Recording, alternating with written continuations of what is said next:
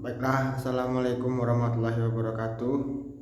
Kenalkan, nama saya Renaldi Al-Muzafid, NIM L1A119134.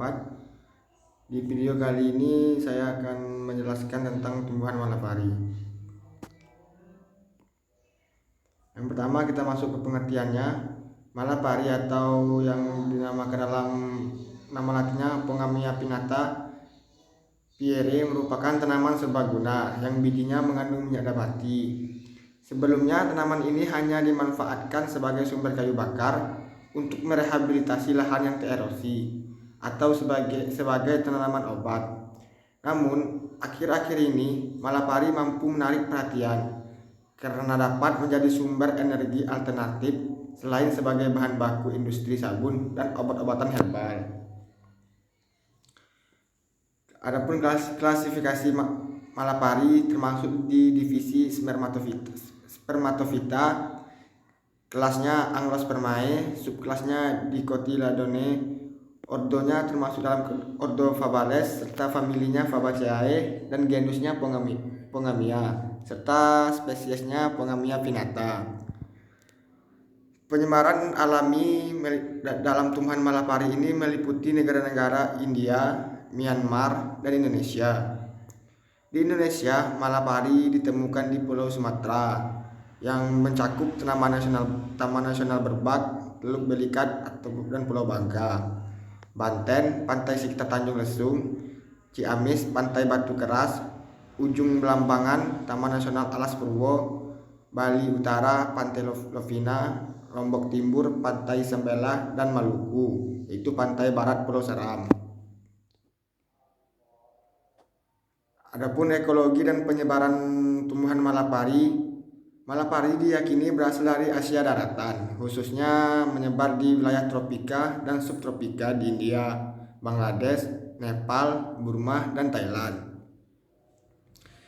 Di sepanjang aliran sungai dan garis pantai dari kawasan ini, malapari kemudian menyebar ke negeri-negeri sekitarnya, dan yang lebih jauh diantaranya Pakistan, Sri Lanka, Malaysia, Indonesia, Filipina, Papua Nugini, Australia, Samoa, Tonga, Fiji, Kepulauan Solomon, Selandia Baru, Tiongkok, Jepang, Amerika Serikat, Mauritius, Sudan, dan Mesir. Di Nusantara, malapari umumnya ditemukan di pantai-pantai berpasir dan berkarang, dan di sini juga di perbatasan hutan mangrove ke arah darat. Pada bagian yang bertanah kering, pohon ini berbunga di sepanjang tahun. Satu varietesnya, yakni varietes Serocarpa, menyebar lebih jauh ke pedalaman di sekitar tepian sungai. Varietas ini dibedakan karena memiliki 3 pasang ditambah 1 helai anak daun. Dengan helaian yang jorong sempit meruncing, ujung penetes yang panjang runcing, dan kiri kanan tulang dan utama di sisi bawah acap kali berambut halus. Adapun manfaat dari malapari ini dapat digunakan untuk mengobati akibat sengatan ikan sembilang atau sejenisnya. Menurutnya pula, rebusan kulit pohon ini bersama kacang hijau, bawang putih, mesoi, dan cengkeh dipakai orang-orang Seram Timur dan Banda untuk menyembuhkan sakit-sakit beri-beri. Kulit berbau tak enak ini di Grajagan, Banyuwangi dipakai untuk mengatasi kudis. Malapari juga ditanam sebagai peneduh tepi jalan atau kanal irigasi, penghias taman, penghalang angin, dan penyubur tanah. Kayunya yang berserat bagus dipakai dalam pembuatan kabinet atau biodiesel. Teknis budidaya malapari yang pertama itu pembibitan, persiapan benih, persemaian dan pelumpuran, pemeliharaan, pemindahan bibit ke polybag, penanaman, pemupukan, pemeliharaan, pengendalian hama penyakit, dan pemanenan. Adapun prospek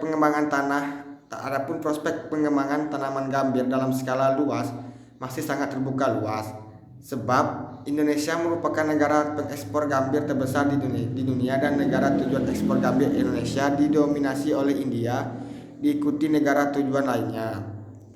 Bagian dari gambir yang digunakan adalah ekstrak daun dan ranting dari tanaman gambir. Ekstrak tersebut dicetak dan dikeringkan dalam keadaan panas. Hasil cetakan tersebut berbentuk hampir mirip gula Jawa. Fungsi utama gambir adalah sebagai astringen. Astringen merupakan zat yang menyebabkan pengerutan jaringan sehingga dapat mengurangi sekresi. Oleh karena itu, gambir juga digunakan sebagai obat luar. Perbanyakan tanaman Malapari dapat melalui biji, di mana biji dipilih dari buah yang benar-benar masak. Setelah daging buah dikelupas, biji atau benih harus langsung ditabur langsung ke dalam polybag atau disemai dalam bak kecambah. Hal ini untuk mengurangi kemungkinan benih turun daya kecambahnya. Setiap polybag diisi media tanam berupa campuran tanah lapisan atas dan pupuk kandang. Perbandingannya 2:1. Setiap polybag ditanami 1 benih. Tanaman pembibitan diberi naungan atau atap atau sejenisnya dengan bahan dapat berupa daun kelapa, jerami, atau peranet. Pembibitan ini dilakukan selama 2-3 bulan. Kegiatan yang dilakukan selama pembibitan antara lain penyiraman antara pagi dan sore, penyiangan dengan melakukan pembersihan gulma sekitar bibit, dan seleksi dengan memilih bibit yang pertumbuhannya baik. Pembibitan secara vegetatif juga dilaksanakan, yaitu dengan cara stek batang. Stek diambil dari pohon induk dengan penampilan yang baik dan sehat. Bahan stek diambil dari ranting berukuran 1-1,5 cm atau dari terubusan hasil pemangkasan. Tidak memerlukan bahan perangsang pertumbuhan akar. Stek umur 2 bulan sudah berakar dan tunas sudah mencapai 10-15 cm. Mungkin di video malam hari ini itulah yang saya dapat jelaskan. Terima kasih. Saya Renaldi Al-Muzafid. Assalamualaikum warahmatullahi wabarakatuh.